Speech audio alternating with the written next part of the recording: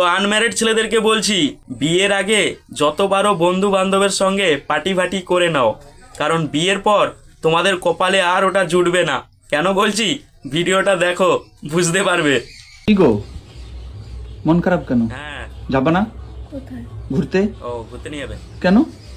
মনটা ভালো লাগছে না। কি হয়েছে? পুজো ওটাই ভালো ছিল, দেখো পুজো হয়েও গেল, আজকে দশমী। ও, এই ব্যাপার। তা মা তো আবার আসবে সামনের বছর। হ্যাঁ। তো খুব মজা লাগছে না রে?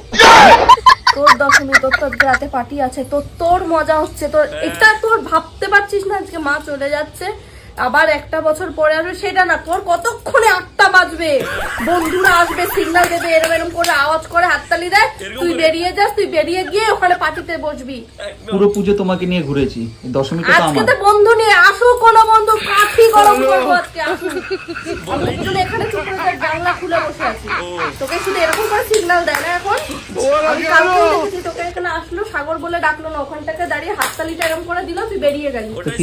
আজকে শুধু হাততালি দিক চড়াবো আজকে ঝাঁটা নিয়েছে। বাইরে যে কটা আসবে সে কটাকে দেবো।